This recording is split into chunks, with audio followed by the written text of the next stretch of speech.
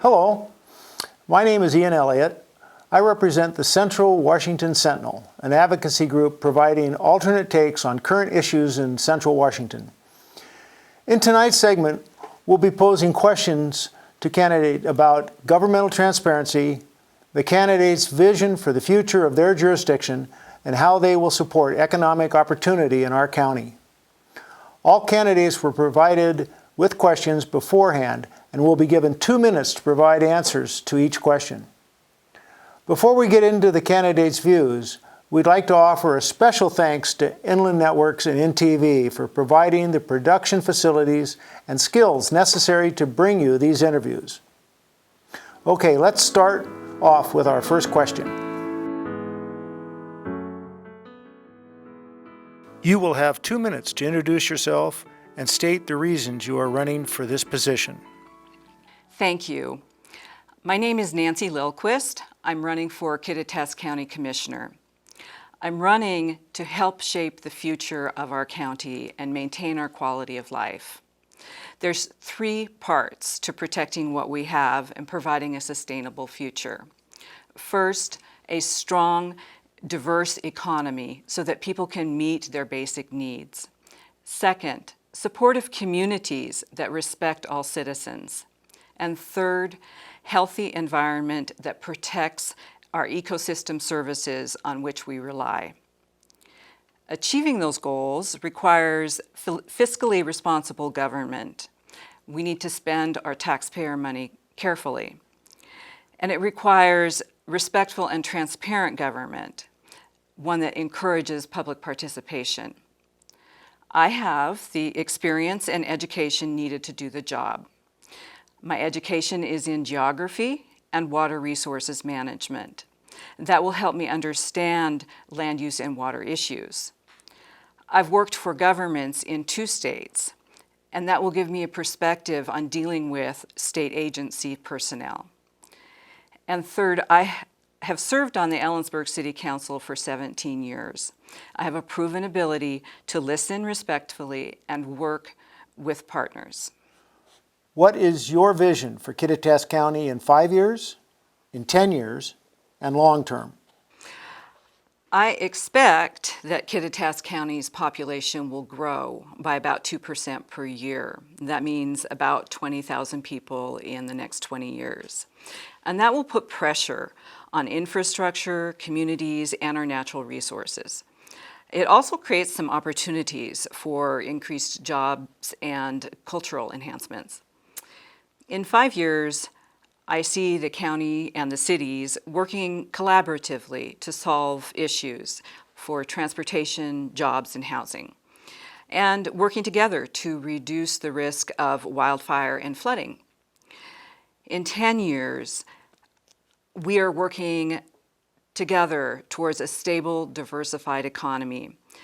And I hope to see housing prices have stabilized, and the Yakima Basin Integrated Plan efforts well on their way to reliable water supplies for farms, fish, and families, and our forest thinning efforts that will equal healthy forests and forest products industry.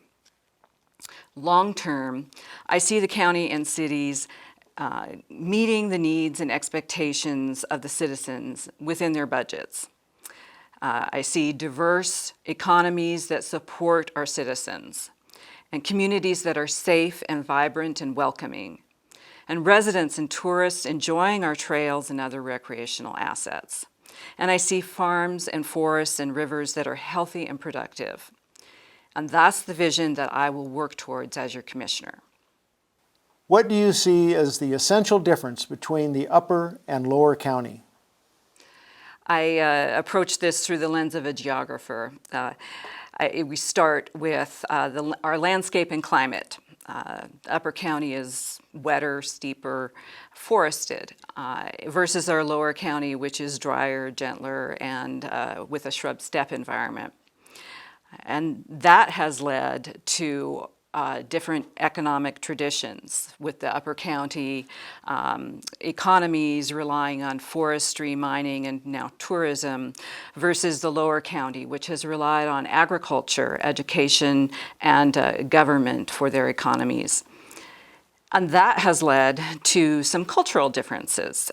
Roslyn has a historically, ethnically diverse population versus Ellensburg, with its CWU population being somewhat more younger, more transient as in terms of demographics. We are all connected, though, by our common county government, our collective history, our Yakima River watershed, and our transportation systems. I think the diversity in our county is attractive. I love being able to snow ski and walk in the desert wildflowers in the same day if I choose to. And we should celebrate our diversity and not let it divide us. What can Kittitas County do to create a robust and diverse economic environment in the county? Kittitas County can provide leadership, funding, and investment in infrastructure to work for economic prosperity. First, the county can lead. It needs to work with cities and other partners using a multi-pronged approach, including supporting and growing our existing agriculture, education, and tourism economies, including providing training for skills that are needed in our community, including mentoring local folks with good ideas to start new companies, and including being ready when someone knocks, knowing what properties are available for development. Second, the county has some funding, including the lodging tax funding for tourism events and infrastructure, and the rural county sales tax, otherwise known as the .09 funds, for economic development projects and programs. We need to use both those funding sources more strategically. Third, the county can invest in infrastructure, such as our transportation systems that are needed to move goods to market, and such as Bowers Field. Both the airport and the business park at Bowers Field have languished. Our past taxpayer investments in those facilities were allowed to decay, and we've lost opportunities for development there. In summary, Kittitas County should use all the tools that it has to support and diversify our economy. How will you address the issue of affordable housing in Kittitas County? The rising cost of housing is a national problem with multiple causes. A few things the county can do to address the issue include, first, reviewing our codes to remove artificial barriers to development and possibly increase densities where appropriate. And second, to review our inventory of county-owned lands for possible surplus for affordable housing projects. Some of the solutions to the problem require collaboration. The county can work with cities to increase density in the urban growth areas if that's consistent with the city's visions. We can also leverage our homelessness and affordable housing funding with grants and partnerships to maximize the impact of those dollars. And we can address a labor shortage in the building trades by encouraging people to go into those trades with training and mentorship programs. I'd like to recognize housing affordability is related to wages, and Kittitas County generally has lower wages than our surrounding counties. And it's also related to transportation and utility costs, because we're really talking about living affordably. Kittitas County should work with cities to reduce housing costs countywide. As Kittitas County acquires land, what do you see as the best way to make that land productive? The county should only purchase land for which it has a specific purpose. And it should be evaluating those purchases on either a cost-benefit or return on investment analysis that includes future maintenance needs. We need to ask what we do own, and is it all being used for public benefit currently? I would consider selling lands that have outlived their original purpose.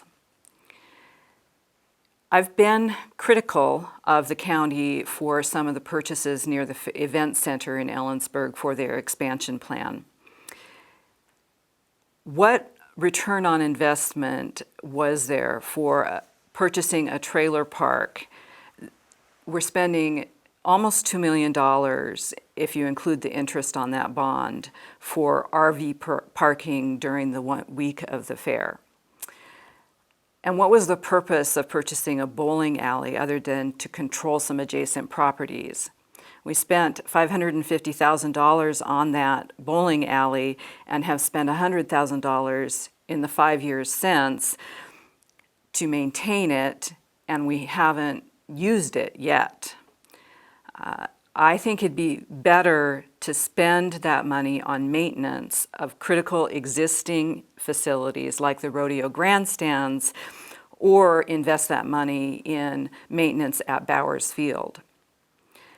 I think Kittitas County should carefully consider its future purchases, including the cost of maintenance in the calculation and weighing it against the public benefit for that investment. How do you think Kittitas County can accommodate increased growth in rural areas of the county? Many people want to move to Kittitas County for our enviable rural lifestyle. First, I would prioritize protecting working lands for continued production and ensure that residential growth doesn't interfere with that production.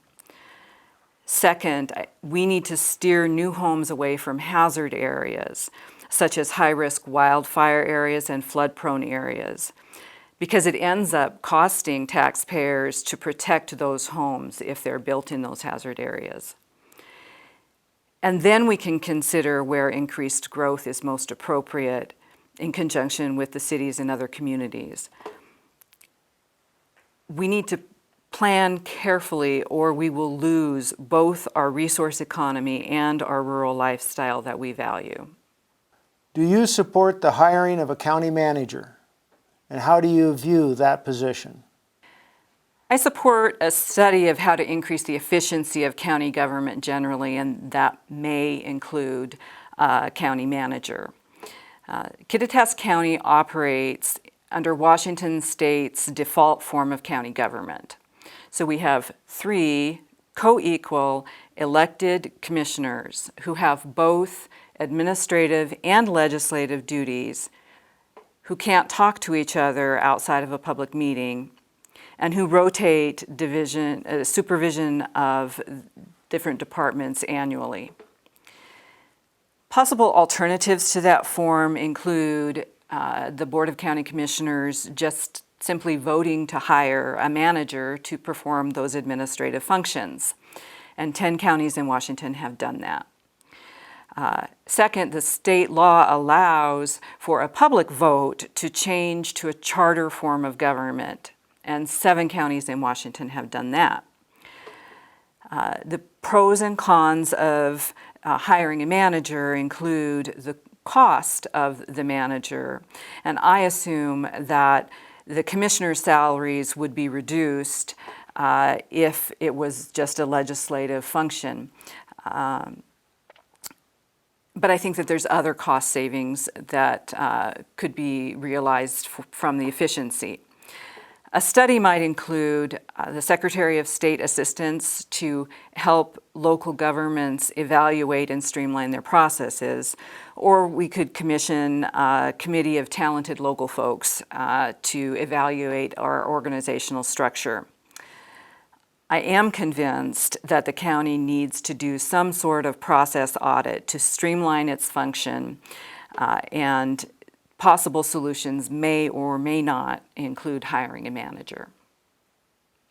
What is your opinion of the state of operational transparency in Kittitas County? I think the county has made good progress towards transparency, but I think there's some room for improvement. On the progress side, citizens can now sign up for notices for every meeting. The website has a lot of great information, though sometimes it's hard to find. And citizens can see video of the Board of County Commissioners at work, although it's not live. On the room for improvement side, I think the daytime meetings are convenient for staff, but most citizens can't participate in them because they're at work. Their online meeting agendas most often don't have the supporting documents, so it's a one-sentence description of what's going to be on the agenda. And a lot of work seems to be done in study sessions and not regular business meetings. I have a record of supporting transparency and public participation in the City of Ellensburg's government. And I will support transparency and encourage public participation in Kittitas County government. How would you make Kittitas County government more user-friendly? I have some ideas of how to make Kittitas County government more user-friendly, including, first, review the Board of County Commissioners meeting schedule. I think we could put more items on the business meeting agenda and fewer single-topic meetings spread throughout the day.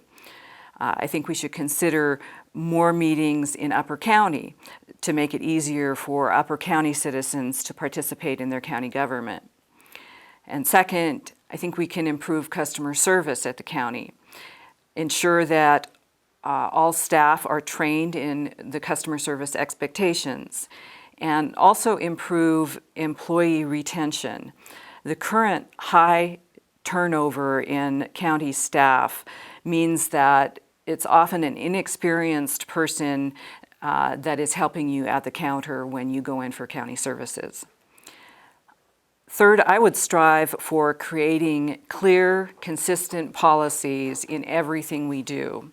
And fourth, I would provide a simple budget summary, perhaps using infographics, so that we know where our tax money is spent. Governments exist to serve citizens. You need to be able to participate in your government. You need to be able to get helpful service from county staff. And it needs to be easy to understand both the rules and the budget. What do you see as the most important part of managing a county budget? I think the most important role of a commissioner is choosing between the competing priorities to meet current needs of citizens while still investing in the future for the prosperity of the county, all within the expected revenues. I've been actively involved in managing the City of Ellensburg's budget for the last 18 years. Ellensburg has a solid, award-winning budget and financial management. We've maintained healthy reserves while making investments in our community's future. We've weathered national economic meltdowns without laying anyone off. And we've provided competitive salary and benefits, so we have a stable workforce. I have the experience needed to manage the county's budget. What experiences in your past do you think will benefit Kittitas County? My education and experience are a great fit for the job of county commissioner. My educational background is in geography and water resources management. I've worked in 2 state governments. I've served on the Ellensburg City Council since 2001. Through that work, I've gained a knowledge of government processes, codes of conduct generally, and specific knowledge of various policy areas like land use, transportation, and economic development. I've built relationships with many of the people working on important issues facing this county. And I've lived and worked in Kittitas County since 1995. That's about the time my opponent left for a career elsewhere. Your current Board of County Commissioners is inexperienced. They've served 3 years, a little over a year, and a little less than a year, respectively. And while I be new to the county, I have experience with local government. Your 3 county commissioners do not work well together. They've hired a facilitator in the summer and a psychologist just last week to help them communicate, and that's at your taxpayers' expense. I have a proven record of working well with council members, committee members, and the public. I will provide experienced, respectful leadership to Kittitas County. What can county government do to solve future social and income inequality issues as the county grows? I view social and income inequality as being a result of federal policies that allow wealth to accumulate with the wealthy. We're losing our middle class. Our poor are losing hope. Ultimately, we need national leaders to change that system.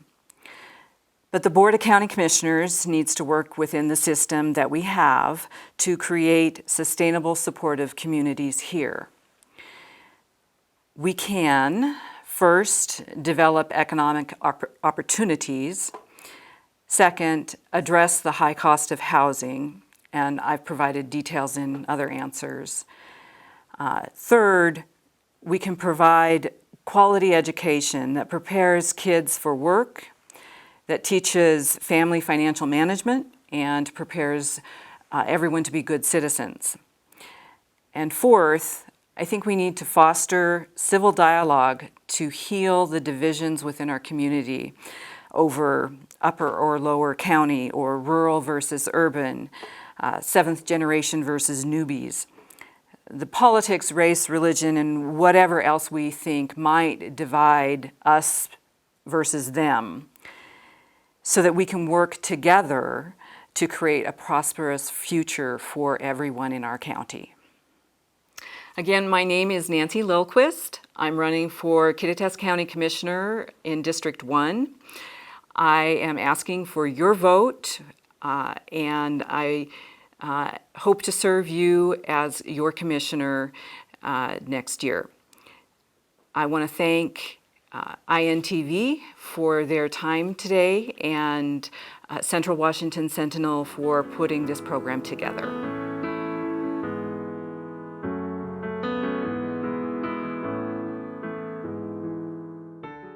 That concludes our interview. I'm Ian Elliott with the Central Washington Sentinel, and we'd like to thank you for watching. Also, we'd like to thank INTV for their production of this series. If you'd like to watch other interviews, please check out our website at centralwashingtonsentinel.com. And please don't forget to vote.